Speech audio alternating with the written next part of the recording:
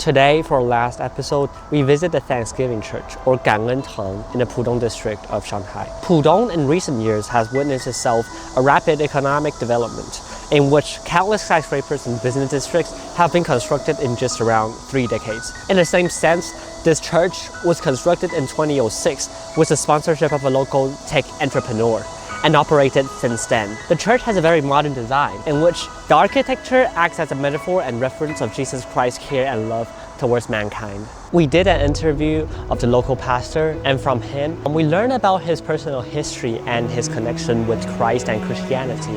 And I think his experiences just show how in Shanghai, such a community actually thrives and it attracts people from all over the country or all over the world with various backgrounds to come here, celebrate religion, and then be together. 2001-2002 time, this church was here during that time. All teachers from SMIC and then students or whoever wants to come to, but there was no pastor. Then we got pastors in 2007. That's where everything changed for the church. We started was like the children's ministry, and then once you have a children's ministry where kids can come to grow and love God, and then parents are free to go to service and then focus on their relationship with God, that's when our church kind of grew a little bit more. And then my background is, I'm from San Diego, California. My mom's from Vietnam, my dad's from Myanmar. My parents are Buddhists, they're Christians now. I thought I grew up in a predominantly Mexican white area of San Diego, and then I did not know my Chinese heritage. We have a church that he can go to where he can learn more about, be around Christians, but also be around Asians, right? So I started going to church when I was 7 years old. And then what I found from my parents was, I found out much later was that apparently every Sunday I'll be like, are we going to church again? My parents were like, sure! And then they kept taking me to church, and then they became Christians. I'm the firstborn son of this parents. And so when I grew up, everyone told me how good looking I am, how smart I am, how talented I am, or whatever I do. And then when I was in middle school, none of that made sense because I think I was pretty ugly and I was not popular. Like just in this school, no one would be my friend or all that stuff.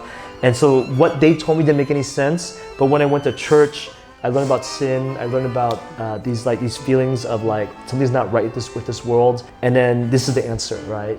From 8th grade all the way to the end of college. Every summer there was always some sort of mission trip I was going on. And so what's great about mission trips is that you can read the Bible, you can go to school and have Christian friends, but you actually can go somewhere and see what God's doing. So those mission trips were really important. Like I went to Mexico the first 3 years. I did one in Las Vegas. I did 2 or 3 in Taiwan. 2012, I came to Shanghai for a 2-month trip. I basically committed to I want to be a full-time missionary. And then my church sent me to Indonesia for a few times. And then my church offered to pay for my seminary. Seminary is basically pastor grad school. Mm-hmm. I was interning in my church for 5.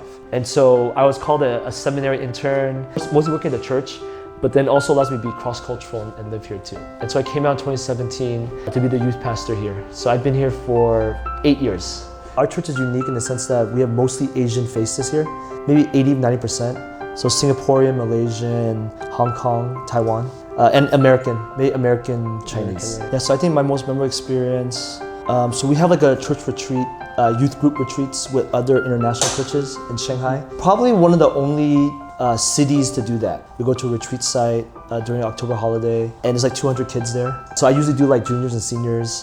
And a hot seat is a time for you to kind of share about anything that's bothering you, things that you feel stressed about, worried about, things that have hurt you over the year. Just be as honest as possible. We always say confidentiality is really important there.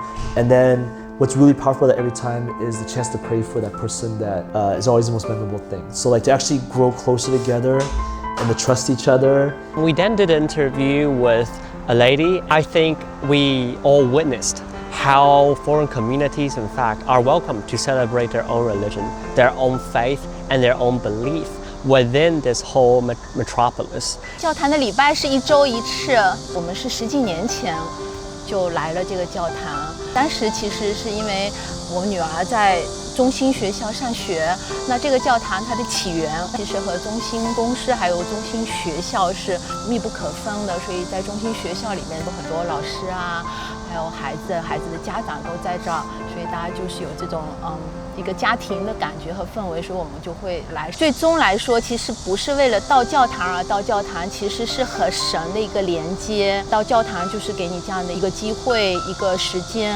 让你就是完完全全的跟神走在一起。所以我们到这里，我们得医治、得安慰、得力量，就是在这里我可以感觉到跟神很亲密的一个接触。Thanksgiving Church, in conclusion, to me, I think, serves as a testimony of a foreign Christian community within Shanghai. And through that, we see how no matter of your background, whether you're local Chinese from the States, from Europe, from Hong Kong, China, or even Japan, Korea, you can equally share an equal chance and find a very thriving and collaborative community of Christianity or Protestantism within the local sphere, and then how that kind of community in turn affects others, and then let everybody cherish their religion by itself.